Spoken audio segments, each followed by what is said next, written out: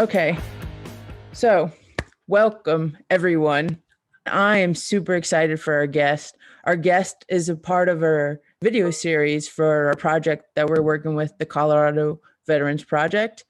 And if you don't know who it is or who he is, his name is Tu Lam, if I'm pronouncing that correctly, also known as Ronin Tactics on social media. And here he is. Go ahead and introduce yourself. Hey guys, Lam with Ronin Tactics. So thanks for having me on. It's a huge honor. Yeah, I really, for one, appreciate the fact that you actually responded back. Um, we were kind of in the mindset because, we're just starting out and we figured, why not just ask? And what's the worst could someone say is no, right? Right. And we are just very thankful that you actually wanted to come on and just talk about like your background and, what we're actually specifically going to go into with your whole Ronin mindset and stuff. But we just wanted to say thanks for being on. And to start us off, I do want to go into your background a bit, but more so, what you've done and what decisions you've made that kind of like impacted you. So when you did decide to follow the Ronin path, like what have you done that impacted your decision making up to that point? Like your career, your family, your personal, just like a little bit of everything to give everyone out there kind of a good, I wouldn't say, just a good like brief overview of who you are. Yeah, yeah, absolutely.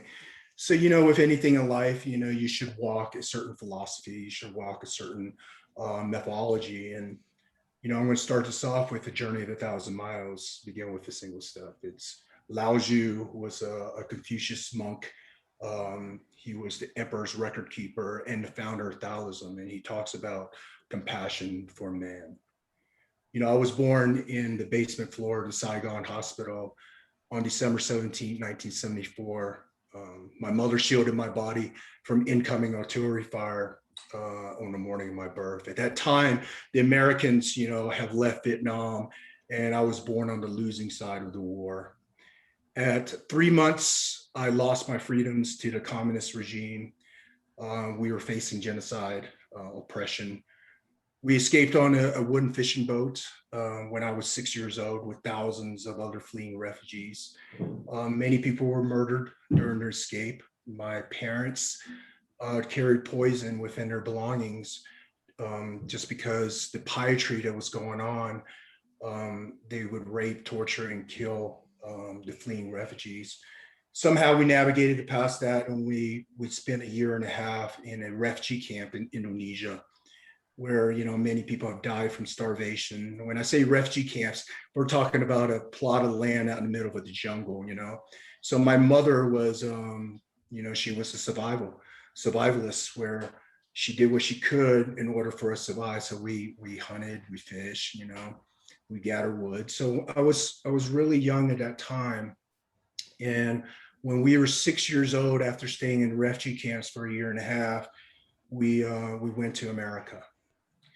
And when I came to America, my uncle was, my aunt married an American during the Vietnam War, and he was an American Special Forces Green Beret. My mother and father eventually got divorced. When we first came to the United States, we lost everything. We had no country, we had no freedoms, we had nothing. So we lived in a small apartment. The only furniture we had in there was a mattress. So I understand what poverty feels like. And eventually my mother and father was divorced, and my mother remarried when I was 8 years old to American Special Forces Green Beret. At 8 years old, I was indoctrinated into a very regimented military lifestyle. That means at 5 o'clock in the morning, you're getting up, you're saluting the flag, you're hearing the national anthem, you're making your bed where he's bouncing a quarter off the bed. So it was a very strict military upbringing, along with a lot of work. We worked, So we owned my stepfather owned a family company and we would work there. We didn't have any days off. So when I was 8 all the way to when I was 18, we had no days off. Literally, we worked. And 5 o'clock in the morning was Mhm. every single morning, you know? So even though it was hard, we were raised with that very strict upbringing. Now, my Mhm. stepfather's American. He's not samurai or anything, but he was American. So a lot of people always ask me, too, you were born in Vietnam and you escaped from Vietnam, and then you were raised in a very westernized upbringing. Why samurai? You know, Right. why samurai? Believe it or not, 8 years old, I discovered the word bushido, which is the Mhm. way of the warrior, the path, right? And bushido is more than just a way of the warrior. It's truly a blueprint. If you look at it, it's a way of living. It's a very Confucius mindset. It's a disciplined life, and it's a dedication to a set of unique skills. At eight Mhm. years old, my mother and father was divorced, and I was adopted by my American stepfather. Now, I was facing all these disciplinary stuff, and it was a really hard upbringing. And I remember one day my mother gave me a box. I was 8 years old, and she Mhm. said, "This is from your father."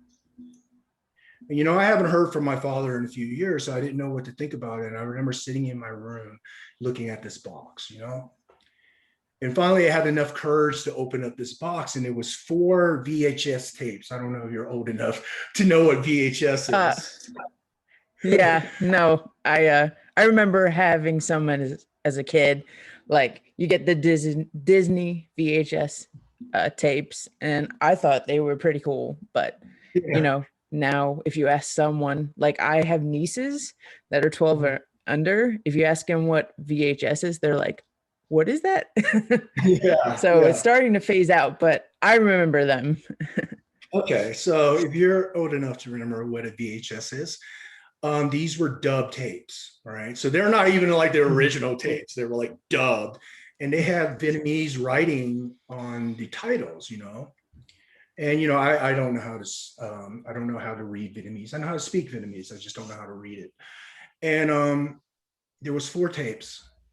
And I picked up the first tape and I put it in. And I swear to you, the first tape was The Art of Budo, right? So Budo, if you don't Really? know Budo, if the listeners don't know what that means, it's a combat art of Japanese samurai, right? So the Japanese developed a series of combat arts that the samurais and the warriors used during war-stating periods, and it was labeled Budo. And Budo is like Bushido, it's a path of martial arts. Mhm.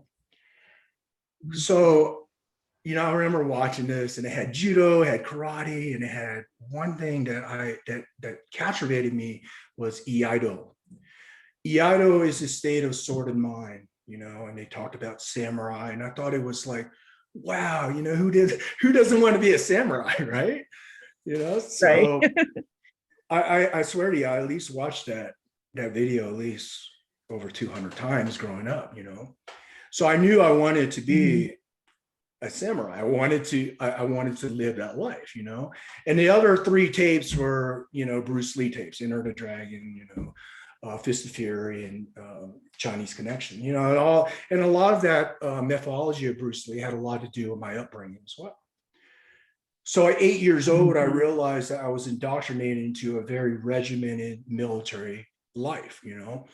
Um, we worked really hard. At 13 years old, I realized, I faced racism in the 80s. It was really bad years because the post-Vietnam War years. So the Asians were getting really picked on.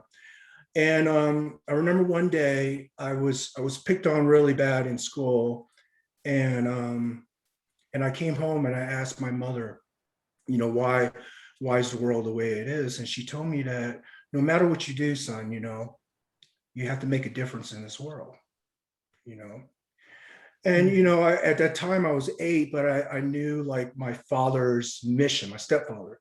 he was a Green Beret, he was Special Forces, and he was always deployed in these secret missions all around the world, free, no oppressed, and he had his teammates over and they would talk in the next room and I would listen as much as I can, to gather intelligence. I'm like, wow, this Special Forces, free to oppress, they travel around the world and they help people like guys like me when I was fleeing my country, when I was oppressed, and people like my mother who had no country. I can be the modern day, right, samurai walking the world and helping people. And I knew this at 13. And I dedicated 13 all the way to 18 to education, discipline, and the samurai ideals. When I say samurai ideals, is to be in the present moment, to look at life with beauty, right? And to live life with a purpose, not just live life, right? You live life with a dedicated purpose and a code, right? And that falls under bushido, the 7 virtues of bushido, the code: compassion, honor, loyalty, self-service, all these things. So at 18 years old, I joined the Army and I enlisted as a long-range reconnaissance guy, which was a Ranger qualified assignment. So I went to Ranger training, I went through all the infantry training, and at 20 years old, I tried out for the Special Forces. And at 21, I made it to the Special Forces Green Berets, A teams, and I was forward deployed into Okinawa, Japan. So our base was out in Okinawa, Japan, and our mission was a crisis response operations within the continent of Asia. So if anything happened within the continent of Asia, that was counterterrorism operations, weapons of mass destruction recovery, hostage rescue, we were called upon to do it, So at 21, I would say all the way to 29, I traveled around all through Asia. I lived, meditated with the monks. I climbed up to the mountains with the Tibetans. So I saw all of Asia, So I guess you could say those were like my snapshot of the world, spirituality was the monks, Mm-hmm. And then the war happened after the attacks on 9/11, and the Special Forces mission got rerouted into the global pursuit. So we started hunting terrorists all around the world. One of my areas was, I went into Iraq. I served at least 12 rotations in Iraq. And, you see the worst in humanity now, And after my war in Iraq, we went into Africa, where I combated the terrorist organizations in Africa, and fought against the counter-poaching, did counter-poaching operations, fought against the terrorists that were coming in and killing this wildlife. And, I tell you, after that, I was hitting around 14 and a half years of war and conflict, back to back. And I was at 20 years in the military altogether. And, I tell you, I started losing my way. When I say that is, when you fight in wars, you have to numb out certain emotions, and when you numb out these emotions too long, you almost don't become human anymore. When I say that is, you don't love the way you used to, you don't look at the world the way you used to, you definitely don't live in the present moment anymore, because your mind is always trapped in the past, or you're worrying about the next deployment or the next, something that's haven't even happened yet. You worry about a future that's not guaranteed to all of us, So my mind was constantly wandering during that state. And I remember I was in Cameroon, Africa. We were fighting the Chad rebels in Budimajida. And one morning I was drinking chai tea, and I found peace when the sun was coming up. I connected, And I tell you, I haven't felt that in a while. So my new journey of 1,000 miles during that moment was, I'm going to take the first steps to finding my peace again. To be the human being I always wanted to be, not just this warrior, I wanted to be a human being again, right? So I retired out of the Special Forces on the Thames around 23 years. And during that time, it went into reflection, right? So if you think about any samurai culture, if you study the Book of Five Rings by Miyamoto Musashi, I Miyamoto did. was a Ronin, right? So Miyamoto was a Ronin back in the late 1500s, in 1645. He died after writing the Book of Five Rings, after he meditated in a cave for 3 years. But people don't know that 10 years prior to that, he was finding his peace. You know, Hmm. he killed this samurai. He killed the ideologies of what he thought was samurai. He went into a state of reflection, and he found his peace, and he wrote the Book of Five Rings. So I'm like, how beautiful is that path? As a human being. Yeah. So I'm like, I'm going to try that path. I'm going to try to be a modern day Ronin. You know. Hmm. So I remember I would. My wife was working up in Denver at that time. We live in Colorado Springs, and she's this big shot, like, manager. She owned all these people. She was really big deal, in the industry. And for me, 23 years special forces, right? I worked at the national level. I worked some missions that were highly classified. So what I did? I slept all day. I slept all day, and Really? yeah, in a dark room. And after a week of that, I'm like, wow, I must be really tired. You know, what it was depression, right? It was depression setting in. Yeah. You know, because when you go so hard, right, and you have such a powerful purpose in life, a meaning to free the oppressed, right, to help out to free the enslaved, the oppressed, to help out the world, the humanity. And when you go from that, from 120 miles an hour to a dead stop, where does the mind go, right? Like, So at that just time, like hitting a brick wall. absolutely, you're hitting a brick wall. Exactly. Beautiful analogy. So I was starting to hear voices. When I say voices, this is my voice. It's my reflection on things, right? I'm thinking about the past. I'm thinking about the future. What am I going to do now? What is my purpose? You know. Mhm. And there was one day, it was a dark house, and I was walking around, and somehow I found my way to my office, my library. I'm a big Mhm. reader. I like to read a lot because I feel like that's part of developing yourself as a human being. So I study a lot, and I went down to my studies, and I remember nothing guided me there. There was no energy. There was not. Somehow I just ended up there. Mhm. You don't know how. It was just like, I was just there. I'm just And here. what's weird is I opened up my bookcase, and I have hundreds of books, right? But the only Mhm. book that I focused in on was the Book of Five Rings. And let me explain this to you. And I want to say this to people, is that I read the Book of Five Rings the first time when I was 13 years old. That's like me.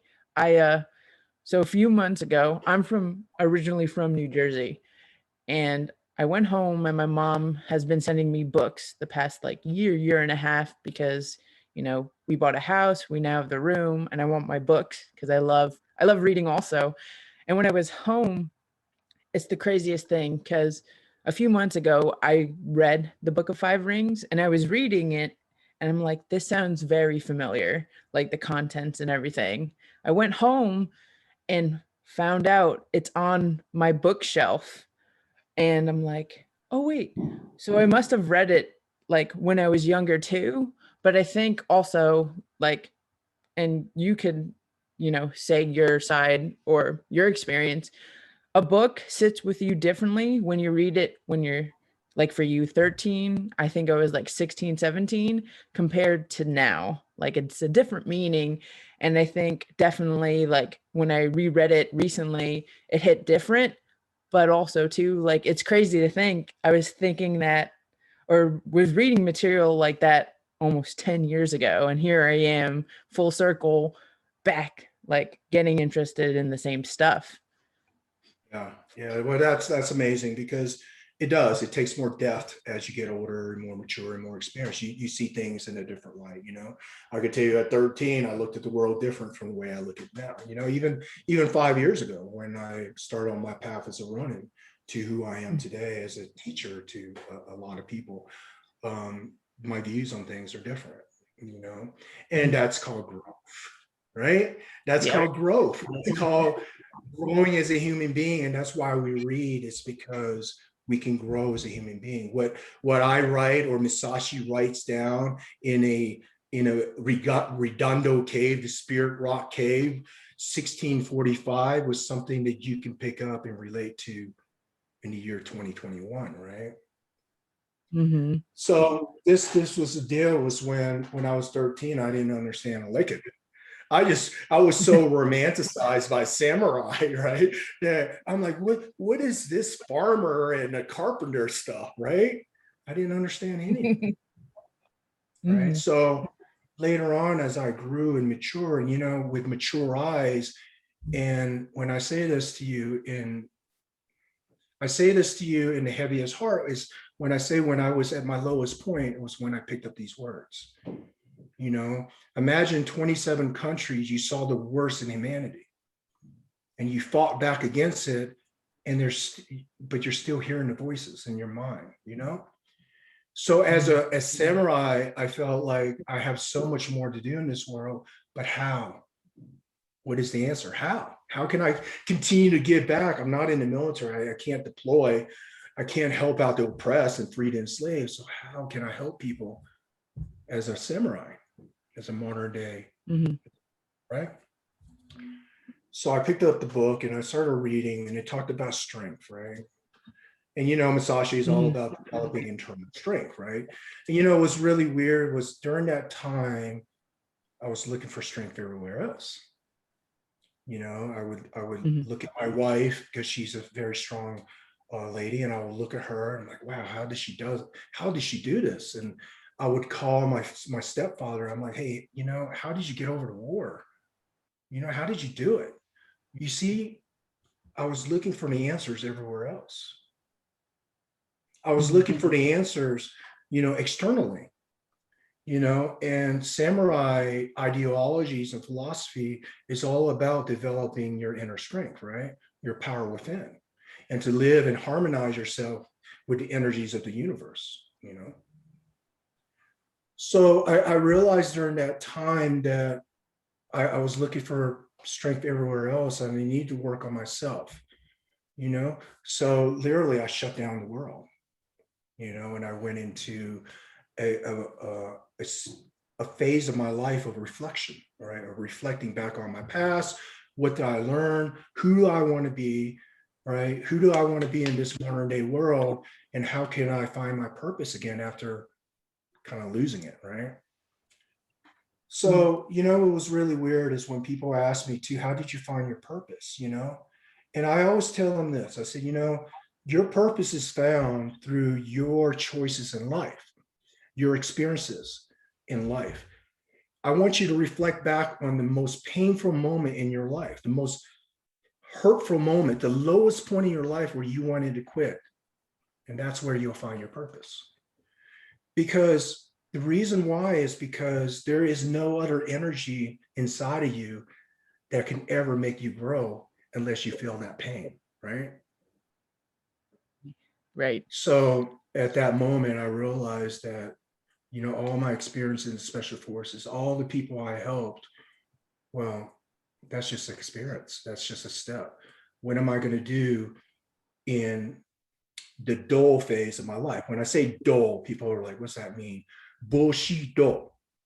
Bushido is a warrior's path, right? And it's broken down into 3 syllables. Bushido. And, let me talk about the history on this. During the war staging periods of Japan, Bushido was not even a word. It wasn't until the book Hakakura was written by these 2 samurais 150 years after war staging periods Japan, when Takagawa Ieyasu brought peace to Japan. These samurai sat down for 7 years and they wrote down the code of the samurais 150 years prior. And you know what was bushido during the war staging periods when it meant the most? There was no word for it. It was simply known as the way. The way. The way. You see, there in history, right? If you read any literature, bushido was never mentioned into Hakikura was written, right? And then Really? bushido, yeah, and then bushido became a code. They basically regimented it. They gave it a structure of religion, of Shinto, and all that. But before then, it was simply known as the way. That's And the way is that's just so, that's so interesting because it starts as one word and then over time it develops kind of into like this whole philosophy and way of life. And like you said, yes, it just started as Bushido is the way, and that was it. that's right. That's right. And on the special forces, we have a code that we live by.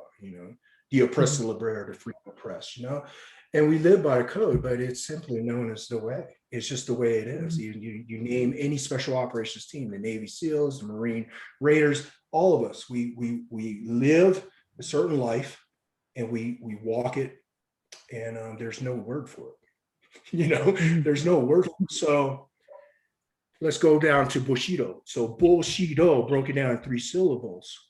Bu means to stop, to intercept the spear, to fight evil, right? She is the one who chooses to walk the path, who is strong enough to walk the path of Bushido, the chosen one. And Do, well, Do is where I am now. Do is to take your whole life experience and to give back. It's to give back Mhm, to humanity for the betterment of the world, right? mhm. So as a warrior, I was stuck on my purpose, and I didn't know how to execute the final phase of my life, which is Do, right? And I cocooned myself, and that's why I call myself Ronin, because I serve my country. When I say I serve my country, I serve my God and country for 23 years. I gave everything, everything I had to. And Mhm. when I walked away from, my service, the most important thing for me was to find my happiness, and to find my Mhm. peace. So in order to do that, I had to reflect on the energies that brought me to who I was, which was a modern day special operations warrior, and who I want to be, which was the warrior in the garden. And Mhm. and how does one become the warrior? And what does that even look like? What is a warrior in a garden? What is in what even is that? Yeah. But if you it seems like to me you're a big philosopher, especially in Eastern philosophy, is you heard the story of the warrior in the garden, right? Where there was a Mhm, student and a master walking through a beautiful garden, and the student asked the master, you master, you talk about, killing, and you talk about combat and all this, but yet you talk about and you live your life in absolute beauty. How can you reconcile the two? And the warrior looked at his disciple and said, it's better to be a warrior in the garden to be a gardener at war. But what's that look like? yeah, What's that what look does like? it? Right? So here I am, this Green Beret who's traveling around the world, who had all these skills. And now here I am in a garden. I'm in peacetime. So what does that look like? So as I worked on myself and I started meditating and I started bringing in Eastern practices. When I say Eastern practice is, you have your Western medicine and you have your Eastern medicine, right? And both of them are different practices.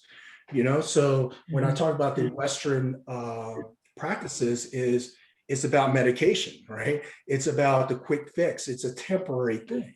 It's about living a life where how much can I get? If I'm mhm. successful, I should have all this. You see, you're looking And for quick. the answer. Right. You're looking for the Mhm, answer external, right? mhm, And the Eastern mhm, philosophy is I don't need all these external things. It doesn't matter how rich or famous I am. It matters who I am internally and how I view the world. So when I saw that, I started reflecting back on my life, and I'm like, wow, I was this warrior, and all I did was just, practice this unconventional warfare. I practiced guerrilla tactics, and so I placed a high level of value on significance, right? Significance is our standards in life, right? That's what makes me get up in the morning. That's what makes me go, hey, I need to be this physically fit. I need to be this smart. I need to have this type of life because I place significance first. Well, samurais don't place significance first, but because I was raised in a westernized world, right? As a American Green Beret, I was raised in that value of you have to be the best.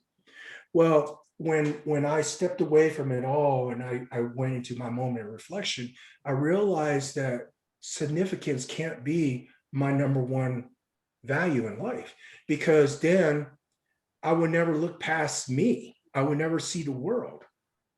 I can never look at a person and truly value that person because I'm kind of stuck on me, because significance is my number one thing, right? I'm not saying it's right or wrong. I'm just saying that when I had that higher level of standard, I had to place significance first. And that's what made me who I am in the military. So when I got out, I didn't place significance first anymore. I don't value that anymore. Now, when I say that, is I still have my high standards, right? But I don't place the value of self as the most important thing anymore, right? I don't do that.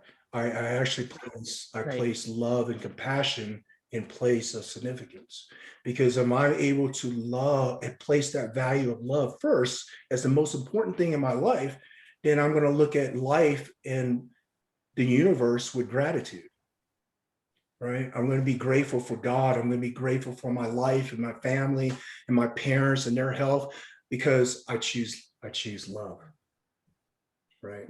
Right. And that goes back to Oh, sorry. I was gonna say it's yesterday. So on Thursday, I was like down in Vancouver for work, and I was just dropping in a local CrossFit gym, and they do this thing called Thankful Thursdays. You go around and say what you're thankful for. And I mean, I'm very grateful for a lot of things, but just when I went down there and when we were talking about it, I'm just in like this constant state of gratitude. And I think it's like, it's an awesome state to be in. I'm sure you know it firsthand as well, like being in a state of gratitude and how it affects your mood positively and even everyone around you. yes, yes. And when you have gratitude in your heart, then you're going to feel the energy, right? You're going to feel the energy. People are going to feel that energy around you. You're going to have enough, you're going to have energy to do the things you need to do. So, it's funny that you say that. Is you said the right word, gratitude, right? So if you place that gratitude, because love and compassion is tied with gratitude, right? Those tie in hand, right? And if you say, hey, you know what, I place gratitude first in my life, then man, I know you got love in your life. And I know that you care for other people, right? Because you place gratitude first, right? It's the same thing. I place love first, and that ties me to gratitude. So, the samurais every morning during even the peace periods at Japan, they call it prepping their day or priming their day, right? The samurais. So every morning they would take a shower, and they're very clean. As a culture, they're very clean warriors, right? When I say that, they bathe themselves, they smell like sakura flowers. These are warriors, right? But if you study warriors throughout history, the best, most elite warriors that serve a higher purpose did the same thing. Think about the Spartans. They did the same thing, where they value, right, their hair, their looks, they shine their shields, right? Because they're preparing for death. They're At any preparing for moment. death. At any moment, life can be taken, right? So every moment I get up and I shower, and now this is where your mindset comes in with gratitude, right? So after I shower, I sit in the most beautiful garden that I created, right? I created a Japanese garden, and I sit in my beautiful garden. And as this, I always beat the sun up, right? So as the sun is breaking the horizon, I say a prayer, right? I say a prayer to my creator, and I show, and I thank him for life and health and love. And that sets me up because then I'm grateful, right? And then I go into three things that I'm most grateful for in my life, which is my wife, which is my parents, it's my life and my health and God, you know? So I say these things. In fact, you know, when I first started this practice, I would write it down. I would physically write it down every morning, right? And then I go into 15 to 20 minutes of meditation. So mindfulness meditation. People are like, well, there's different practices of meditation. Why do you choose mindfulness meditation, right? Well, the mornings are so beautiful. The mornings are so beautiful to me because the sun coming up and the lights hitting the darkness is so beautiful for me, right? So when I practice mindfulness meditation, I'm telling you, I'm present. My mind is not thinking about anything else. I'm truly present in this moment of beauty, right? Mm-hmm. So then I meditate and I'm grateful for things. And then I have this energy now. Like I can feel the fire and this orb of energy coming out of my body. I can truly feel it. And then I usually go into physical training, right? So I go into about 3 hours of physical fitness training, right? Whatever my goals are for that month, you know, and it changes. It changes. My goal changes all the time, right? And then I go into my workday. So the thing is this: is that did you see what I did? I prime my morning, Uh-huh. right? I set up my morning for the best attitude, the best emotion, the best gratitude. I'm bringing in beauty, right? So you have that during your day, Mm-hmm. right? And Sets you up. it sets you up for your day. You cannot have a bad day. I mean, there's some bad days, you know. I do still have some of my bad days, you know. Sometimes people are insulting. Yeah, I am a public figure, you know, and sometimes people are insulting, and sometimes people say things to me, or sometimes things don't go my way. So I do have my bad days. But you know what I Mm-hmm. do during my bad days when people are like, well, what do you do during your bad days? You know, I take the deepest notes during my bad days. You know, I write the most during my bad days, you know, and I'm Yeah. able to get those emotions on paper and really reflect on why, you know. And, you know, after I write it down, I could truly tell you that it's so small in comparison to the universe, you know, and it Mm-hmm. reminds me of life, right? Life in every breath. The samurais always Uh-huh. said, "We live life in every breath." So it reminds me that hey, I need to live life in every breath. You know, so it goes Right. back in a reflection. So, you know, going back to your podcast is why is samurai ideals and practices really important? I'm not just saying samurais, I'm saying warrior, a person that has Mm-hmm. to face death on a daily basis, you know, have to serve a higher humanity. Why is that important in their lives? You know? So, Mm-hmm. and it makes me dive back down into it. And if you study a warrior's ideals, I'm not talking about barbarians, I'm talking about warriors. You study their Mm-hmm. ideals. Well, a warrior faces struggles every day. How does he do it? And we could take that ideal and those practices and we can apply it to our life, no matter who we are, no matter what we want to be. Or what you just said was, hey, I went to the gym and man, I felt grateful. Well, that's what I practice every morning. There's no difference. You see, there's no Right. difference. And you know, you don't have to be a warrior to practice, you know, a positive mind, a certain way, a code of living, you know. It's it's Mm-hmm. what do you find the most important thing in your life, you know? So during my depression years, which I tell you, you know, people don't notice, but you know, I faced that for 5 years, you know, and believe it or not, you know, when I was facing all this, I was getting more in the public eye. I was on the History Channel. We got selected for Call of Duty. I'm a character on there as Ronin. So the thing is that, as my success was rising, I was still fighting internally battles every single day. And I would put on Mhm. this mask of a confident, Facade, kind of. yeah, Ronin, yeah, but inside I was fighting these battles. And I realized when I was fighting these battles, there's hundreds of thousands of other people fighting the same battles in their own way. You know, yeah, I tell you, man, I get messages, hundreds of messages daily. And, some of them come from veterans that are facing it, you know, a lot of them, I have some from college students that want to quit college, right? Because I went to college fighting wars. I graduated top of my class fighting the war, you know, and they want to know, how did you do it? And I had a single mother working 3 jobs, wanting to know how can she find her strength.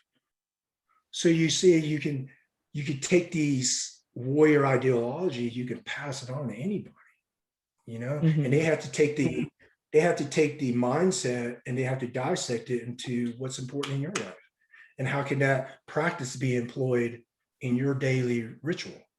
Because a monk told me once, I said, I was practicing meditation up in Leh, India, which we were very heavy Tibetan influence up there. And this monk sitting down, I couldn't concentrate. And I said, what's the best form of meditation? Because there's so many forms. I don't talk about it. The monk laughed at me, and he said the best form of meditation is the one that you do every single day. Wow. You see, That's pretty you great. see, right? Because how you meditate and how you express gratitude may be different from how I do it. The human race always want to put, this is how you do it, and this is the only way you know.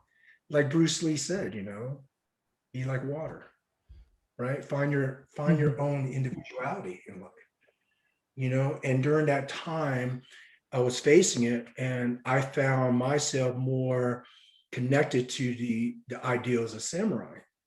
I was connected since I was 8, you know. Yeah. Yeah. So the Do you so before we move forward, did you ever have a moment in this transformation of becoming a Ronin that you think back and you're like, I was kind of, or you were like, I was kind of actually supposed to do this because when I was 8 year old, I was exposed to it. And of course, if you're younger, you might not have known. But now, did you ever have a moment you're like, I was supposed to do this? It took me this long and for me to go through everything in life to get to this point. it's funny you say that, because when I was going through it, I didn't see it. When I was Hmm. transforming into this Ronin, I didn't see it. The only thing Hmm. I was doing was I was walking my own path, man. I was just trying to Hmm. find my peace, and what I share on my Instagrams that touches people is me talking to myself. It's just the world's listening, you know. And Right. what was funny is, about 6 months ago, right? I was watching Ronin on Call of Duty, right? Running around, slicing people up, and I'm like, oh crap, I was, because people share their videos of them playing my character, and I was meditating, and an image came in my mind. I visited Japan, you know, and I was closing out my war years. So after 23 years, I became Ronin, and I wanted to kind of close that chapter of my life by revisiting Japan.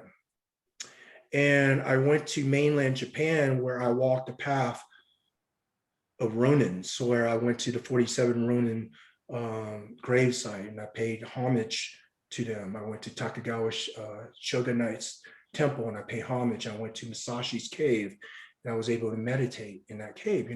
So it was really a spiritual trip for me. Now I want to explain this to you. I had to go to an airsoft field, right? So I'm not an airsofter, right? Nothing wrong with them. Nothing wrong with it. It's just a different culture, and I'm not part of that culture. Hmm. Um, So the journalist, so they had a Japanese journalist following me around all of Japan. He was capturing this modern day Ronin, right? And it was so funny because like I had all these places gave me VIP treatment, right? Because I'm Ronin. So they shut down this old temple where these sumo wrestlers put on truly a practice just for me, right? And they had like this old museum where this collector shut down his museum, and it was 3 floors of just samurai swords and armor. And he would talk to me about the histories, and they were taking pictures of this because I made on their magazine, right? So I was on a big tactical magazine in Japan, so they were following me around, they're doing all this, and they forged me Heaven and Earth, which is the 2 washitashis that you've seen in the Call of Duty game, the swords. Well, that's where I received those swords, Heaven and Earth. And Call of Duty scanned those swords into the game. But at the end of the trip, I went to an airsoft field where they wanted me to meet the president of this magazine, right? And then he bowed to me and he asked me to take a walk with him. And we were walking through this airsoft field, right? I'm like, oh. And he walked up this mountain, right? This hill, right? This little hill, and it overlooked this field.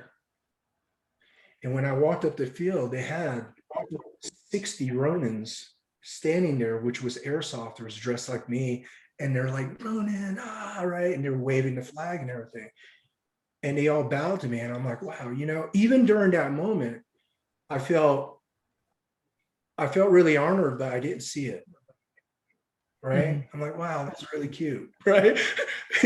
So cute. And then I started my own tactical company where I teach, major police departments. I teach them close quarters combat. I teach them hand to hand. I teach all around the United States, Some are civilian classes, some are military, some are law enforcement. Just depends on whatever I decide to do. And when I walk onto the field, people bow to me and they call me Sifu and they say Ronin. And so 6 months ago, I was meditating, and all these images came in my mind of the field and Americans bowing, and then I have fans in UK, Japan, everywhere, right? And they would send me messages, thanking me. And the thing was, that's when it all came. That's when it all tied in together, was that 8-year-old boy sitting across from that box that was taped up, and having the courage to open it up and putting in can you imagine the very first VHS tape? It was the Art of Budo. Like, that's the universe, Mm-hmm. And people always tell me, what's that mean, the universe? If to me, I study Taoism, and Taoism is to live in harmony with the universe, right? So imagine a river flowing, a river. That's the energies of the universe. It flows in one direction, right? And if you go down this energy and you ride with the wave of the universe, right? And you let that universe take you into these small rivers and back to the big rivers and take you in all these places, and you just let it go and just worry about who you are as a human being, all right? Then now you're letting the universe guide you. When you go against the universe, when let's just say, you didn't get this job and you're really depressed, so you decided to drink and do drugs and just quit on life. Now you're going against the curtain of the universe. And that's when karma is going to hit you because karma is going to hit you because the universe is our teacher. Right? So the universe, if you make the wrong decision, that's why like girls or guys are stuck in bad relationships. They always get in bad relationships, right? Because the universe is trying to teach you, right? It's trying to teach you, but you keep on making the same mistakes over and over, defying the flow of the universe. So now in today's world, as an entrepreneur, as a Ronin, I just let the universe guide me. I'm just smart enough to pay attention now. Mm-hmm. And I understand.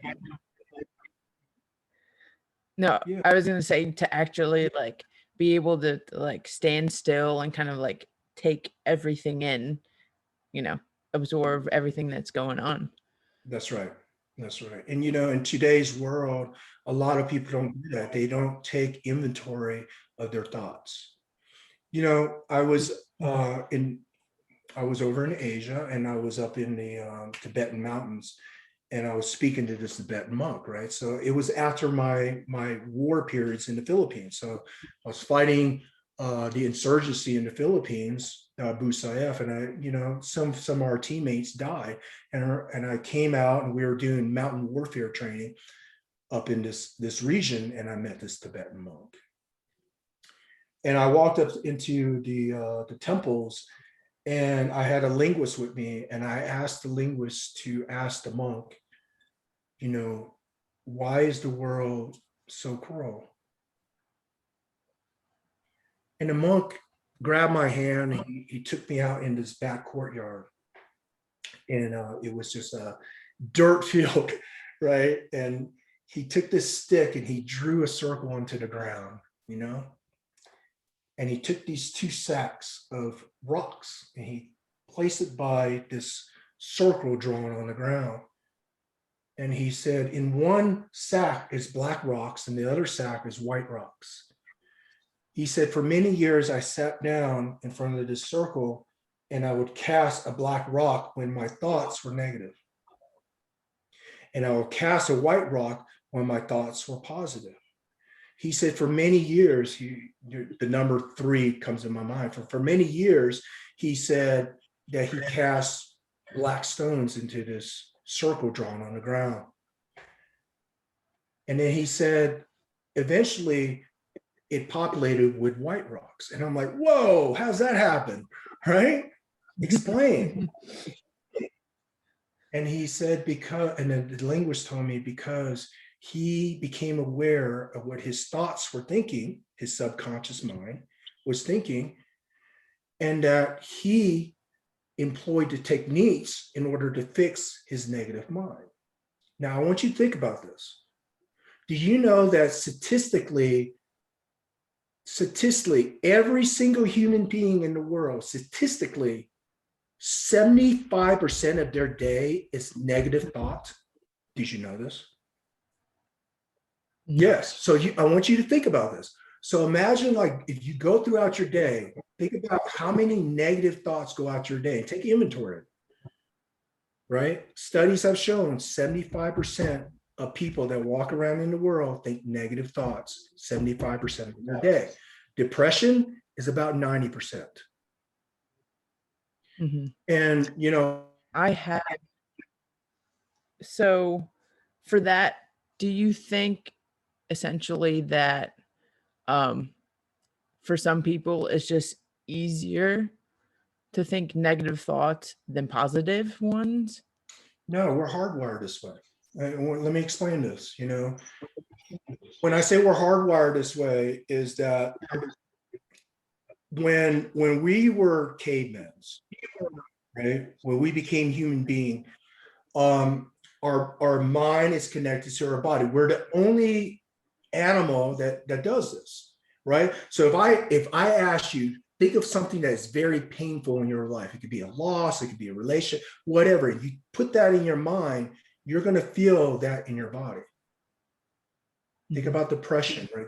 If you think about something traumatic that happened to you, right? People can't get over certain abuse or whatever because their mind is connected to their body. We're hardwired that way since day one. Okay. So in today's world, right, you have to understand that. You have to understand that your mind is connected to your body. So you have to take total inventory of what your mind is thinking. Now, why does the mind concentrate only on the negatives?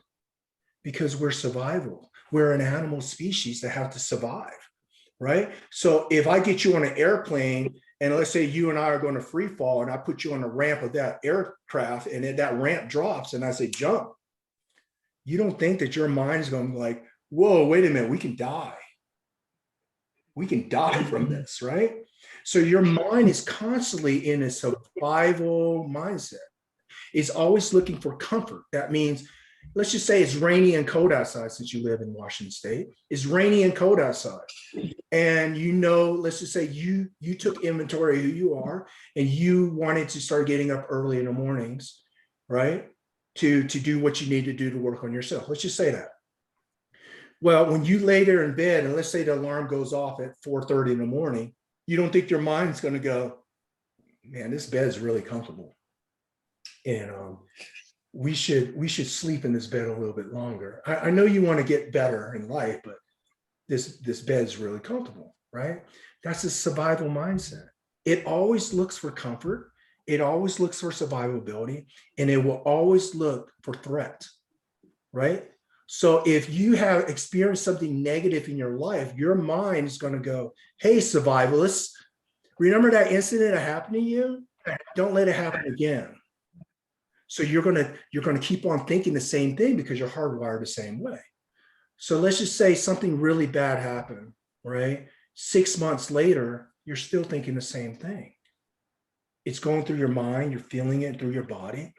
In time, it becomes a sickness. That's why people die of cancer. That's why people die of diseases and stuff like that, because they could not take inventory of their mind and body, right? Mm-hmm. So a lot of these practices, not getting off the samurai thing, is originated out of that. A warrior has to take inventory of his mind because, in war, you make life and death situation decisions in milliseconds. Mm-hmm. So you have to really you have to be like connected and focused, because at any second you can make a split moment decision that could determine, again, like you said, life or death. And if you're kind of out of the connection with your mind and body, then that decreases your chances for you to either, help your fellow man, win the day, and even get to the next day.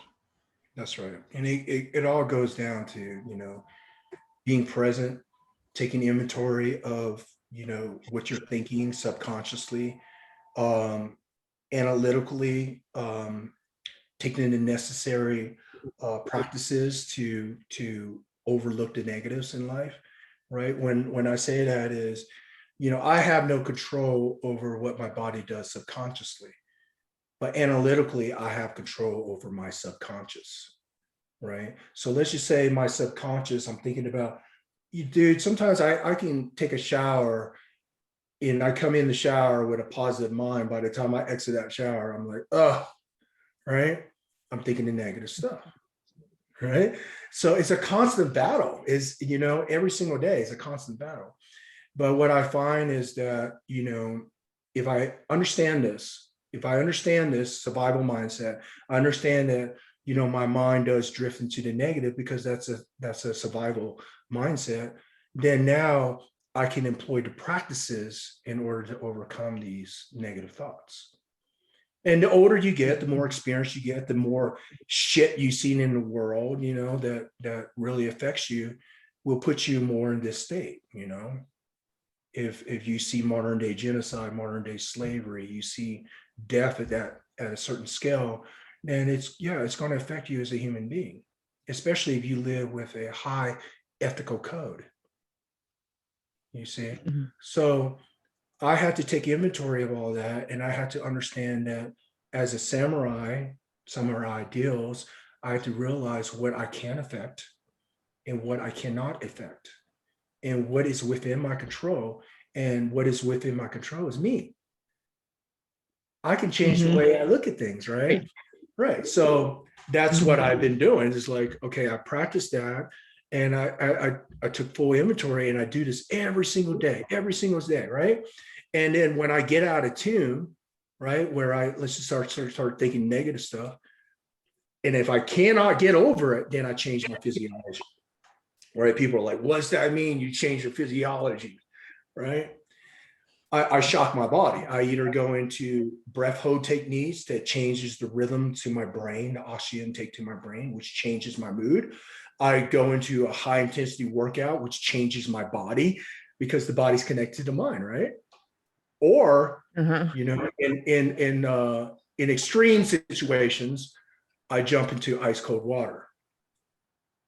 And that basically stimulates all of the cells in my body to my muscles, supplying oxygen throughout my body, shocks my body, right? And it makes me realize, like, once I come out, my mind says, let's not do that again. And then I tell my mind, and stop thinking about that. Mm-hmm. You see? That's so cool. Yeah. Yeah.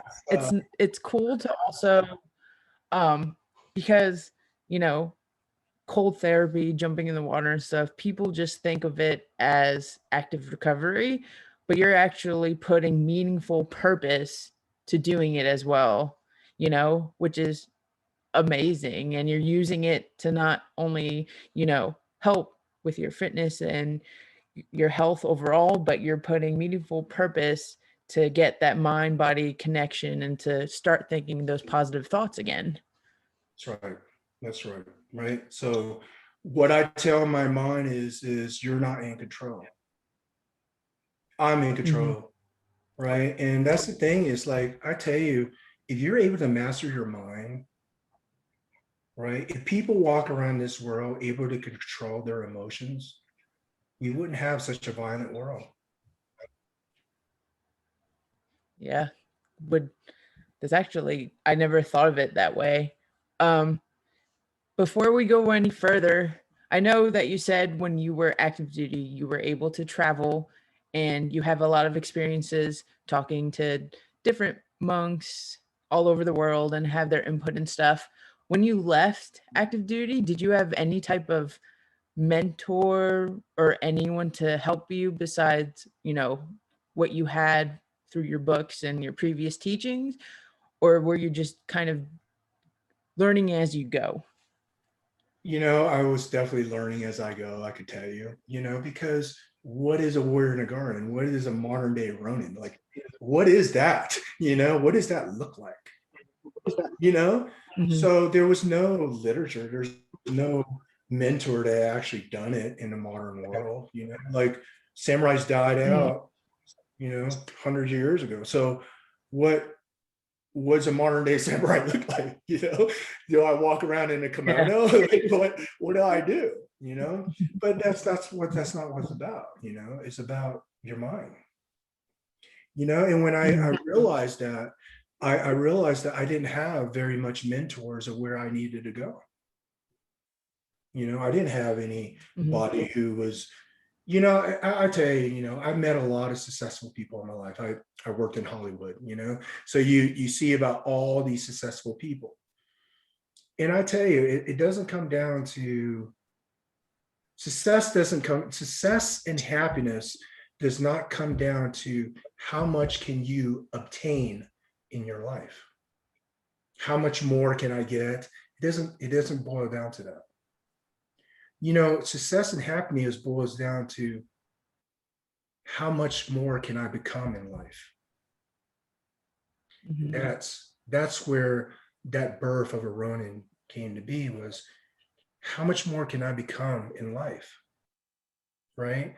Mhm. And for me was to give back, and what I do know was combat at this extreme level. I studied it since I was 8 years old. I studied weaponry since I was eight.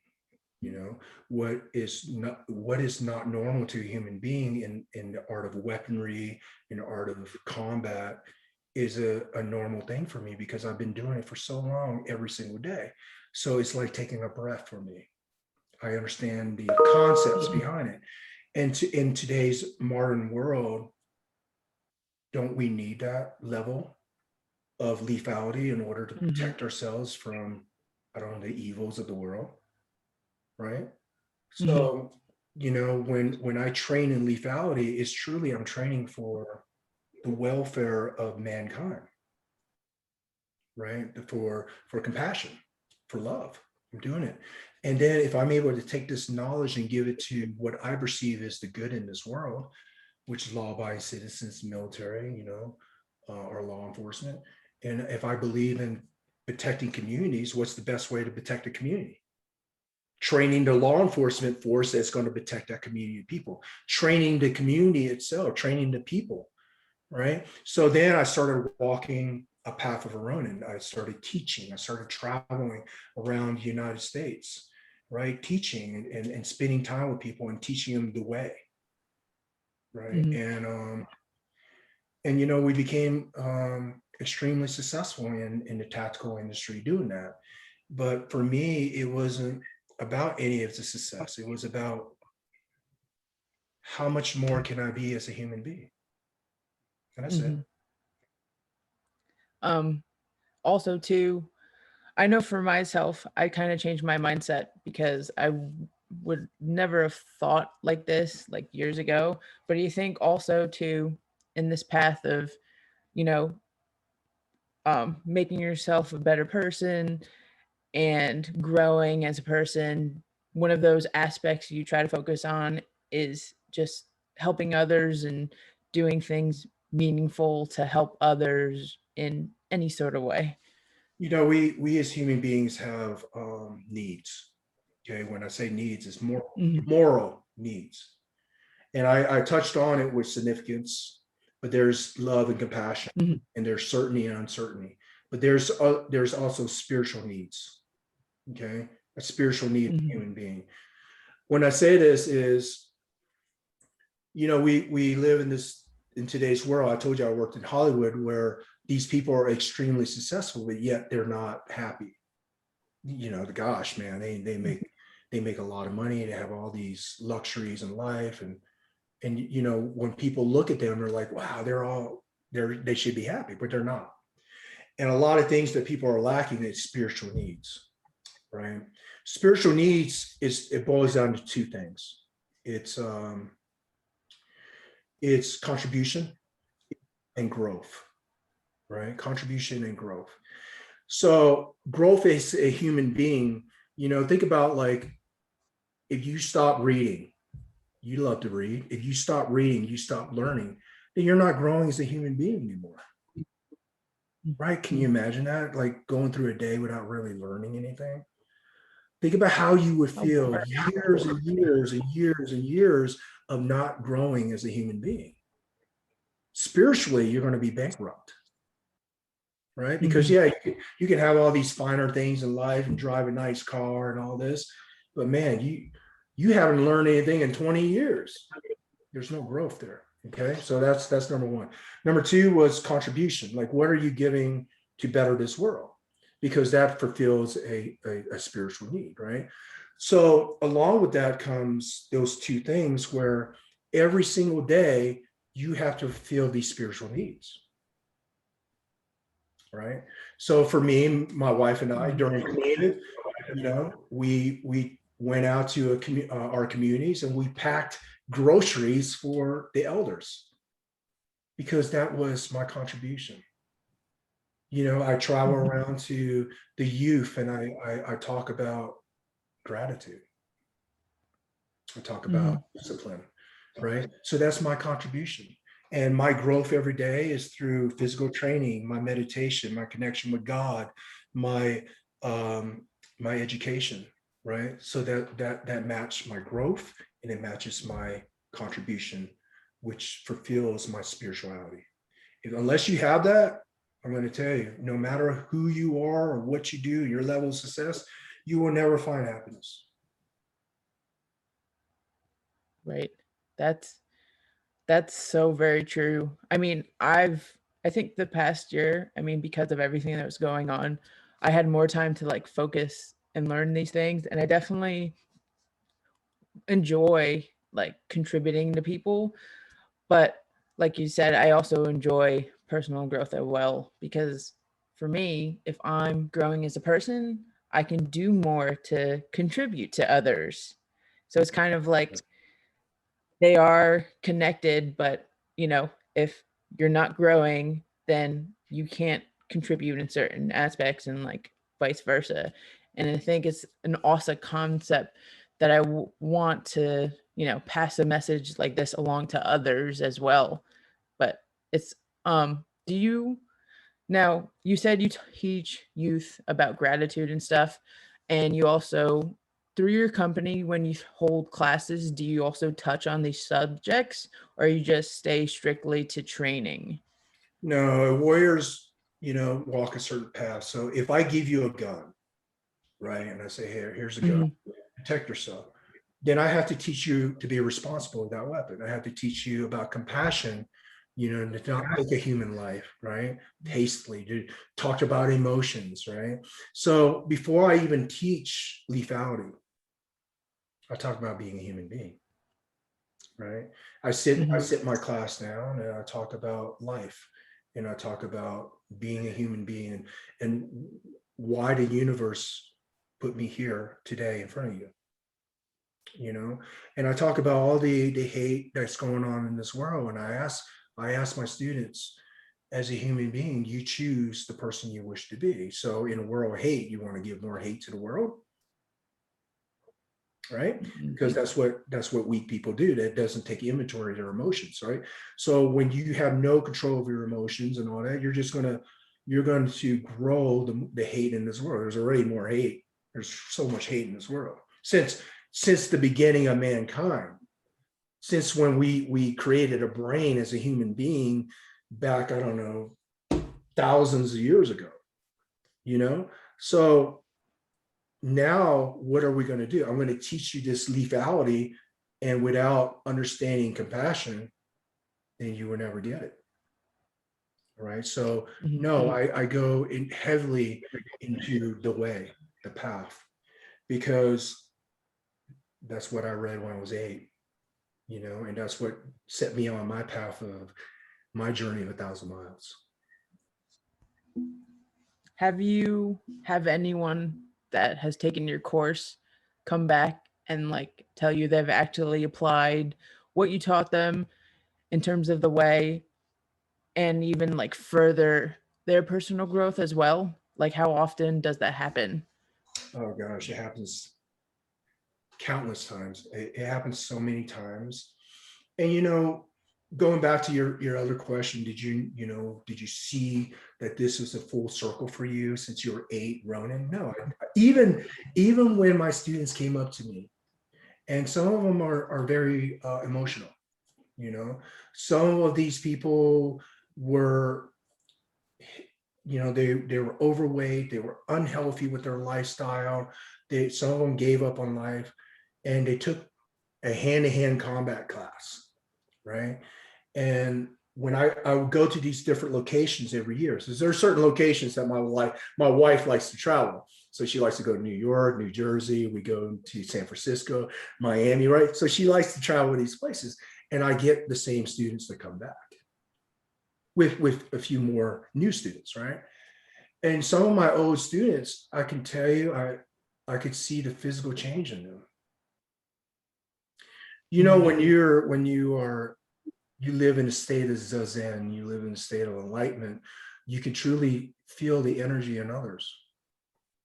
When I say Hmm. that is, I'm not some kind of mythical guy. I can go in a room, and if you don't like me, I can feel that energy, right? All of us have that, but Uh-huh. I truly, but because I practice this a lot, I could truly feel the energy of my students. And some of my students, like I said, they're very emotional. So, and they'll tell me, that the way has changed our life.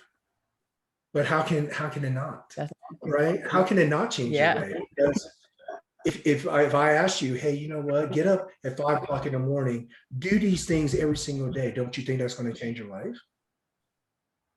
for sure. Yeah, For sure. right. And to look at the world with gratitude, that's going to change your life. Because even if somebody is mean to you, even if somebody's hateful to you, I still look with them with gratitude, Hmm. because they first took time out of their day to hate on me, which took time, right? They thought about me, right? And because they don't have inventory of their emotions, they express it differently, but they're still thinking about me. So Hmm. I'm grateful for that. And I'm also grateful that I'm strong enough to look past their hate and forgive them. And that's Hmm. gratitude. That's gratitude. And if you do that every single time, then nothing would ever stick, because you're always looking at the positive. Remember, I told you the Hmm. mind focused on the negative. right? So if the mind focuses on the negative and you change something that was negative into positive, then you're not stuck on that situation anymore. That's awesome.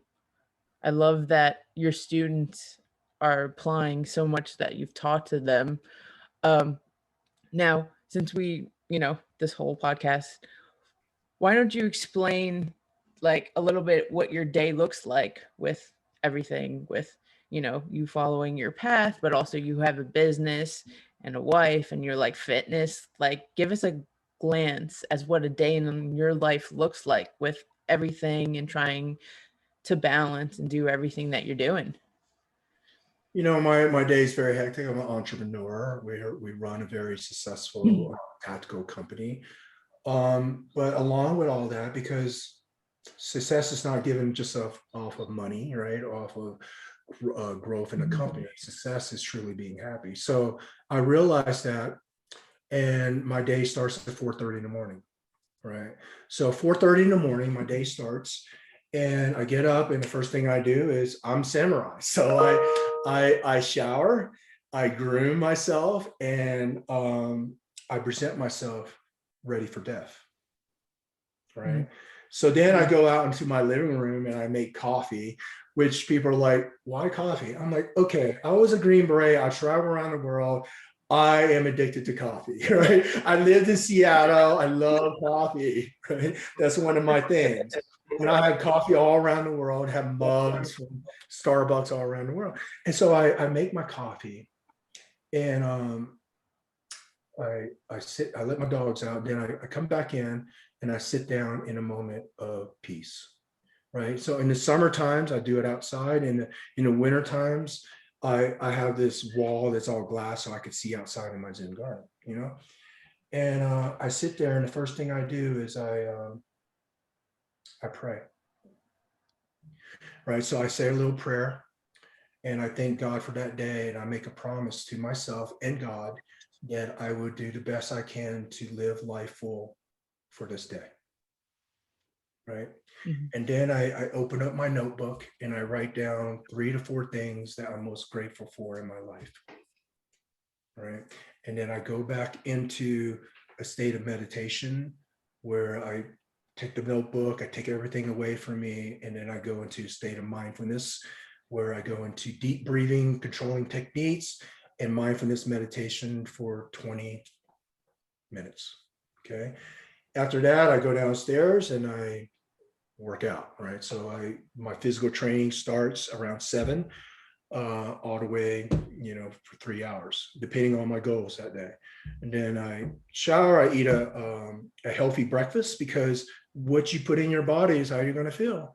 What might taste good on that moment may not be the best for you. And that's the thing is, and people are like, well, so you don't like eat junk food? Yeah, I do, but I'm more disciplined about it, right? I'm more Mhm. disciplined. So I eat a healthy breakfast. I go and then I start my business. So I go into whatever. So I have televideo conferences. I have customers all around the world. We work with different major companies. So we're developing new products. We're leasing. I have a manufacturing plant. So I'm running all these things for my wife. Okay. Mhm. And then usually at lunchtime, I take lunch, I meditate, and I eat. Right. So and then I go back down, I finish my day, and then I go into my second session of physical training, right? Which is, because uh I'm a product really in the entertainment world now. So I have to look the part, right? I have to look like a runner. So I go into strength training and weight training. My diet mirrors whatever my goals are. Okay. And usually about around 5, I eat dinner with my wife. I help her cook dinner. I eat dinner with her, and then I go into education. Right, Mhm. whatever I want to learn. I already have a degree, so it's not like I need to study anything in college, right? Like college related, I don't want to study. So I study things that I'm interested in, and that changes, right? That changes with the week, whatever I want to study.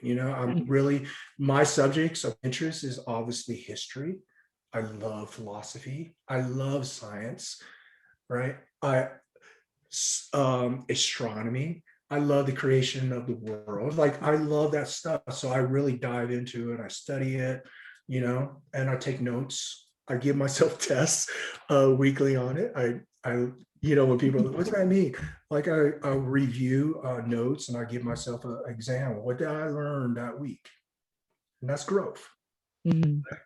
So around the end of the day, I go out and I walk around my Zen garden at night, right? So it's a very beautiful garden I created. I studied Japanese gardening since I was young, and when I lived in Japan, I took classes on gardening and bonsai creations and all that. So I made my Zen garden, and I walk around my Zen garden at night, and I meditate, and I enjoy that present moment, and then I go into a state of reflection. So at the end of my day, I reflect back on my day. Did I meet all the goals that I wanted to that day? And if I didn't, I take inventory of why not. And then the next Mhm. day, it sets me up for the next day, as in I won't make that mistake again. Right. Mhm. So you're constantly growing, right? You think about, like, if you Yeah. really think about my day, it's constantly in a state of present moment and growth. Right. So that's why I apply throughout all my days. Like if I'm at home, obviously I travel a lot. I give a lot of public speaking. I started getting into that now. I teach a lot, so I do a lot of product development and stuff like that. So it requires me to travel a lot. But my day doesn't change. If I'm in a hotel room, I still get up at 4:30 in the morning. I still Mhm. meditate, and I still go down to the hotel gym, and I do what needs to be done, because I realize that if I get lazy, right, if I want to get out of my sequence of, oh, I don't want to do this, it's too early in the morning, because sometimes that survival mind is so strong, it says, hey, I want to eat junk food and I don't want to be so disciplined in life, you know. Um, that's when I realized that, when I did that a few times, where I I wanted just to relax my standards. I wanted to drop my standards a little bit. And I found out that, you degrade yourself so fast. Like the progress that you made, let's say you take 5 steps forward, you take one day off, you took 10 steps back.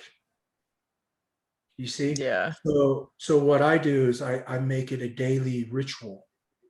I make it a daily routine. And Musashi always says your tactical stance is your normal day stance, and your normal day stance is your tactical stance.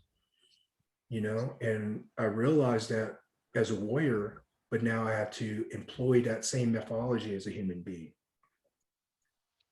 Right. Um. So. So. We're gonna start wrapping up here in a few minutes. One of my final questions is that if anyone is trying to find their path, like what are some tips you may have for them? Coming experience, since now you have found your path and you are the modern day Ronin, what are some tips you can give to get someone to just get thinking about it and, you know, they help them to potentially find their path? Finding a path is higher purpose. So when people ask me finding a path, life is a series of wrong paths until you find your right path, Mhm. right? Mhm. So I need people to understand that. Why I'm saying that is because as a human being, we're going to make our mistakes, right? And we're going to fail in life, and the thing is this: you need to take full inventory of that and reflect back on it. And the first thing you need to say to yourself is, "That's my past." And whatever Mhm. mistakes and failures you made, forgive yourself as a human being and let it go. Okay. And then the next thing you need to do is let go of the future that's not guaranteed to any of us. And the only moment that you need to think about is the present moment. And when I say that is, if you want to be this better human being, what's that look like? right? You have to know what that looks like. Remember, I told you, what does a warrior in the garden look like? What's a modern day Ronin look like? I had to sketch that on in my mind. I had to sketch that image in my mind. What is my purpose as a Ronin? Right? I had to sketch that down. And the thing is, then after you sketch it down, then you have to implement the necessary steps in order to get you to who you need to be. Right. Mm-hmm. So when somebody tells me, oh, I want to be this successful person, they can't even define success without saying, I want to make a lot of money. That's not what it's about. You know what? You're going to make a lot of money if you're really good at one thing. People are going to pay you for that one thing. If you're really good at it, you dedicate so many years to it, people are going to pay you for it. So don't even worry about money. You're going to make money if you're really good at something, right? But in order to find happiness and truly the definition of success, which is happiness, right? Then you need to first work on yourself. It's a very Confucius belief. You have to work on yourself. If you work on yourself, then you can work around the people around you. And then you can influence the people around you, and the people around you then influence their people, creating a better world. Right? So what I say to people is let go of your past, let go of the future, live in the present moment, define who you want to be as a human being. When people are like, okay, well, what's that mean? Like, I don't know I don't know what my purpose is. So it goes back to the only way that you can find the strength to become the person you wish to be is to go back to the most painful moment of your life. Take that energy of pain, put it in your heart, and allow that pain and experience that you felt to move you on to that next level, because that's the only way. Think about when you're feeling pain, right? If I take a lighter and put it in your hand and you're getting burned, right, by this lighter, you're going to move your hand, right? Otherwise, if I don't have a lighter and I put it underneath your hand, you're not going to move. There's no pain there. You have to feel that pain. And the only way that you can feel pain is you have to live your life without fear. You know, so embrace that pain and let that pain carry you to a next level. And that's very samurai, you know? Yeah. Even like recognizing pain, I think is a big step. Like recognizing, okay, this happened to me and this was painful, but I can now learn from it, I think is a big thing too, in order to grow as a person. That's what people always tell me is, you know, hey, I was abused as a child. I was going through all this, you know. Gosh, I was born in war. I saw my family, you know, members of my family murdered. We didn't have a country. And I look back on that pain, and I was able to free the oppressed in the modern day world. I was able to free enslavement, right? So I was able to take that pain and make it a viable thing for me. So pain is necessary in order to grow. So when people face failures, how else is the universe going to communicate with you to tell you to change? Right? There's no language that the universe is going to say, hey, you need to get off your ass and be a better person. No, I'm going to make you fail. I'm going to make you feel this pain until you're willing to claw your way out of your body and make yourself better. And that's the only way. It's the only way. That's awesome. I started to uh look at it more like that this year, and it's definitely life changing, and I just love the outcome. And I mean, you're a good example for it. Thank you. I remember when I first like saw you on social media, I'm like, face value, I'm like, oh, he's cool. But now sitting here listening to you, there's so much more into it. And you're just a prime example for, I think, a lot of people that can live by, like your teachings, what you've done, and how you view life, and your practices and philosophies are awesome. And I think it can help a lot of people. But like you said, they have to make that first step to be present and take accountability of what their thoughts are. That's right. That's right. And Mhm. like believing in a higher power is another thing that would change your life. Is when you don't believe in anything greater than yourself, then you're going to be stuck on yourself, right? You're going to serve yourself. You're going to serve your addictions, your pleasures. You're going to serve yourself.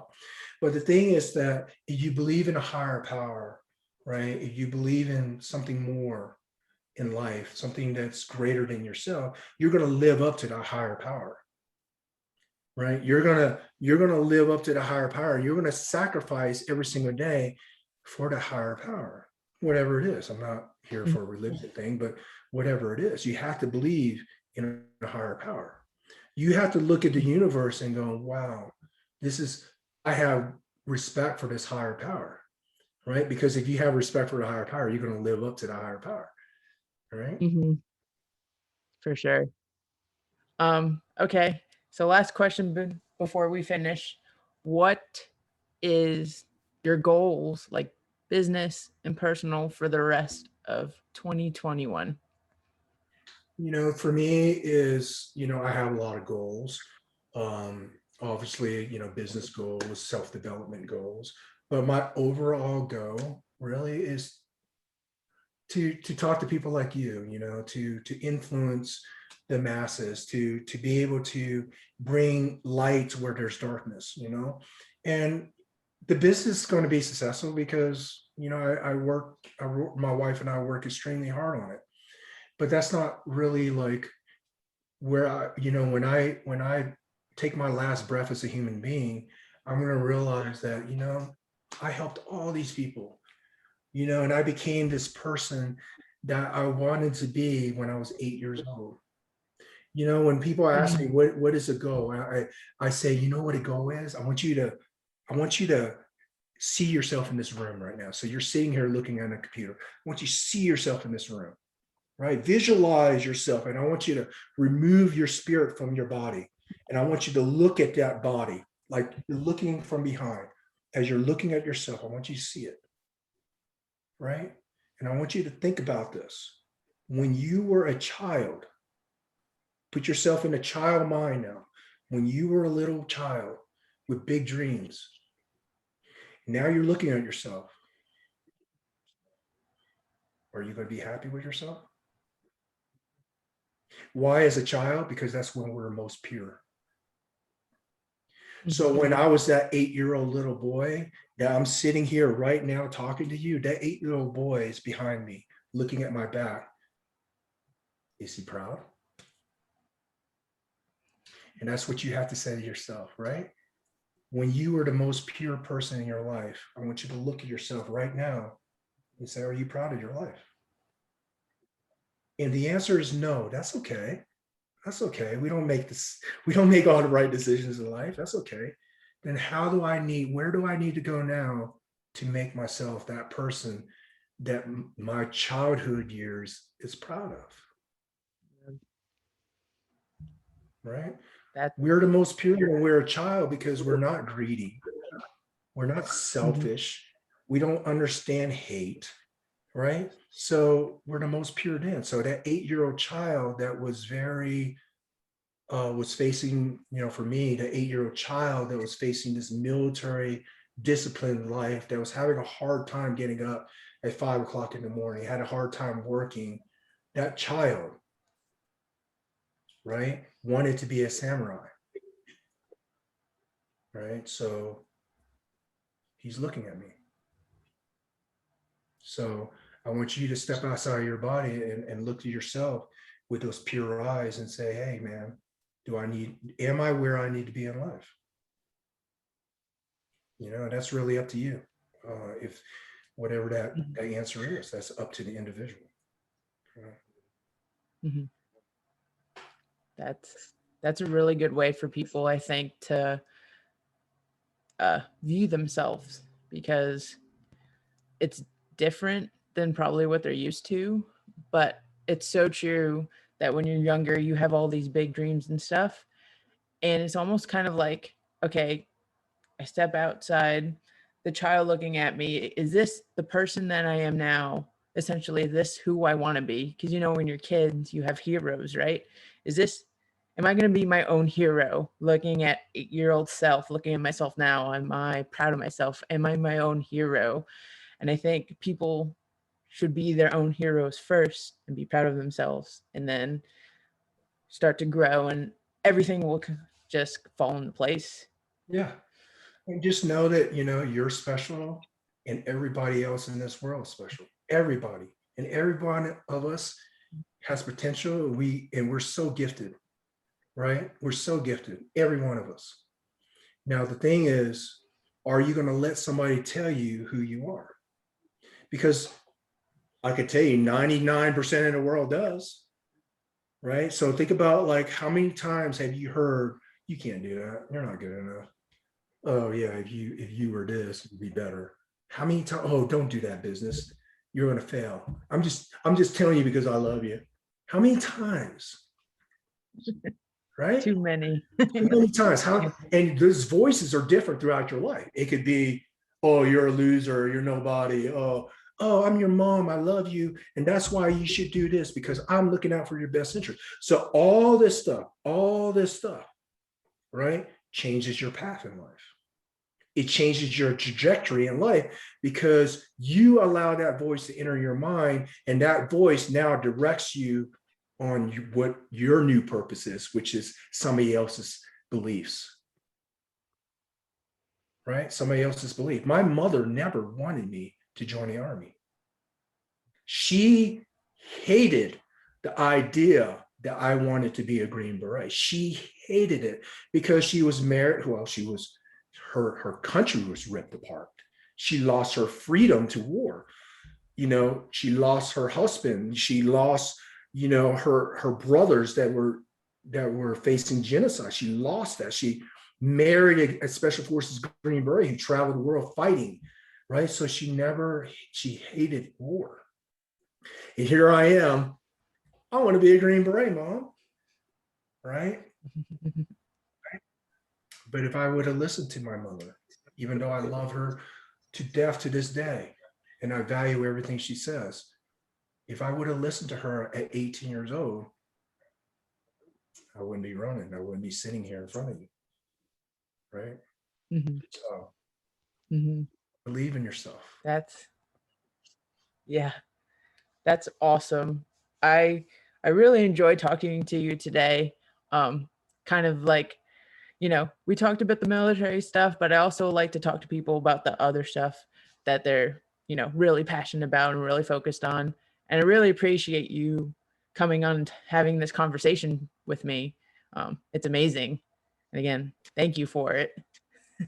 Absolutely. I had a pleasure talking to you. I love what when you reached out to me on the email, you wanted to help out veterans and to utilize the mindset of the ancients, you know, warriors, because we can always learn, right? We can always learn from that. And, you know, this is the universe talking to me. And when I saw that email, it would say, hey, Tu, this is a good way, right? So, you know, that's what I'm saying is you have to pay attention to the universe, right? Because how much would this video help others?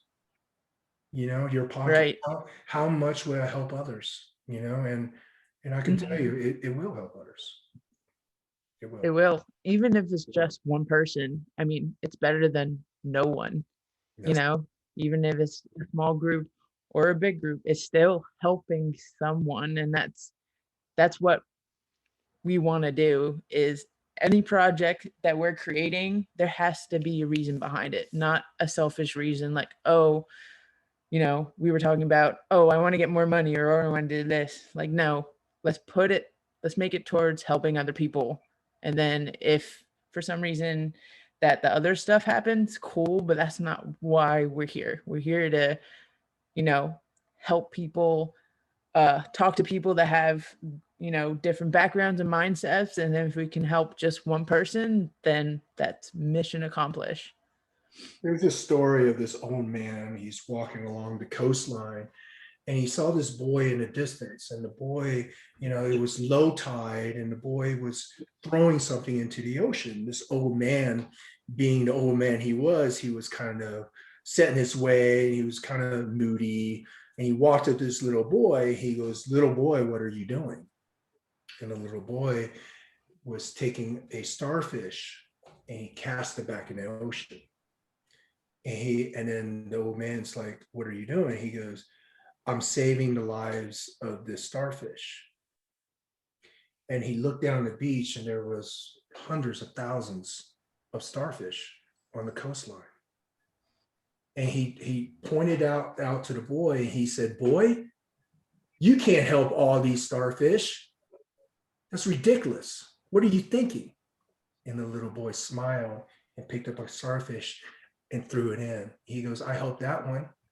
And he went down the beach and picked up another one. He cast it into the ocean. He goes, "I helped that one."